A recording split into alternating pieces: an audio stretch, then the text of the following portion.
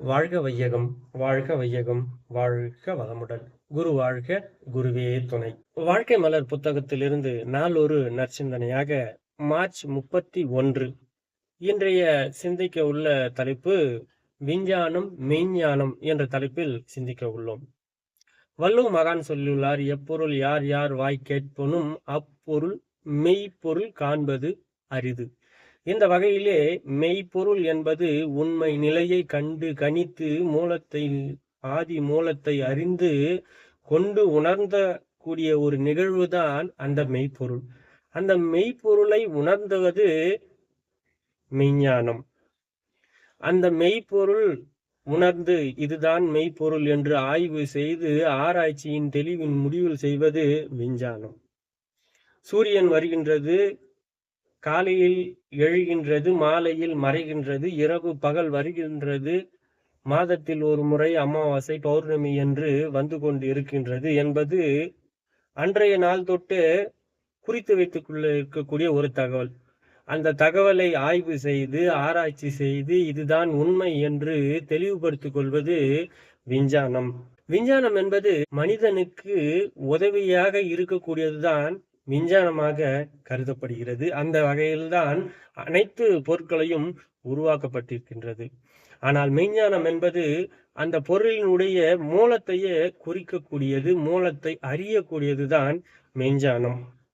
எடுத்துக்காட்டாக நம் உடலை எடுத்துக்கொண்டோமானால் விஞ்ஞானம் பிரகாரம் நம் உடலை ஆய்வு செய்தால் உடலாகவும் தசையாகவும் இரத்தமாகவும் இதை வைத்துதான் ஆய்வு செய்ய முடியும். மெய்ஞானம் என்பது இந்த உடலை இயக்கி கொண்டிருக்கக்கூடிய மூலப்பொருள் எது, இந்த உயிரை சுமந்து கொண்டிருக்கக்கூடிய மூலப்பொருள் எது, இந்த உடலை அழகாகவும் அமைத்து கொண்டு ஒரு கட்டிடம் போல் அமைத்திருக்கக்கூடிய மூலப்பொருளை உணர்த்துவதுதான் மெய்ஞானம். இந்த மெய்ஞானத்தை நாம் தவ மூலமாகவும் அறிவின் ஆட்சித்திறன் மூலமாகவும் கண்டறிய முடியும்.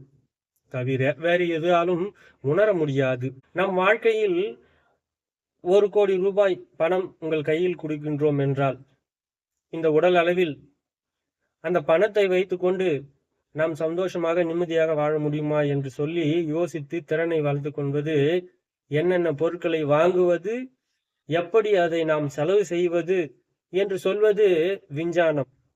ஆனால் அந்த பொருளோடு அந்த பணத்தை வைத்து எப்படி அளவு முறையோடு நாம் செலவு செய்வது, அளவு முறையை கடைபிடித்து உண்மையாக உழைத்து அறிவின் ஆட்சி திறனை அங்கு வளர்த்து ஆரோக்கியமாக இருந்து கொண்டுவதுதான் மெய்ஞானம். விஞ்ஞானத்தையும் மெய்ஞானத்தையும் எடுத்து உரைப்பதில் மிகவும் திறமை வாழ்ந்த ஒரு குரு உள்ளார் என்றால் அது நம் அருட்தந்தை வேதாத்ரி மகரிஷி ஐயா மட்டும்தான்.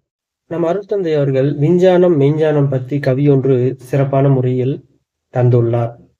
விஞ்ஞானம் விளக்கை போல் இயற்கையில் நிகழ்ந்திடும் விந்தைகள் மக்களுக்கு வெளிப்படுத்தும் ஒளி என்றால், மெய்ஞானம் சூரியனை போல் எங்கும் எக்காலத்தும் மேல்நிலையை அறிவதெய்வது மிகச் சிறந்த ஒளியாகும் என்று சிறப்பான முறையில் கவியில் குறிப்பிட்டிருப்பார். நம் அருட்தந்தையை மெய்ஞானத்தையும் விஞ்ஞானத்தையும் கலந்து பேசக்கூடிய ஒரு மிகப்பெரிய சிறந்த குருவாக திகழ்கின்றார். இந்த மெய்ஞானத்தை பற்றியும் விஞ்ஞானத்தை பற்றியும் இன்னும் நீங்கள் தெளிவாக தெரிந்து கொள்ள வேண்டும். ஆகையால் நீங்கள் அனைவரும் கண்டிப்பாக அறிவுத்திருக்கோயிலுக்கு வர வேண்டும். அருகாமையில் உள்ள தவமயத்திற்கும் வந்து பயிற்சி செய்து உடலையும் வாழ்வையும் ஒழுங்குபடுத்திக் கொண்டு வாழ்வில் வாழ்வாங்கு வாழ வேண்டும் என்று சொல்லி இந்த சிந்தனையை நிறைவு செய்து கொள்கின்றேன்.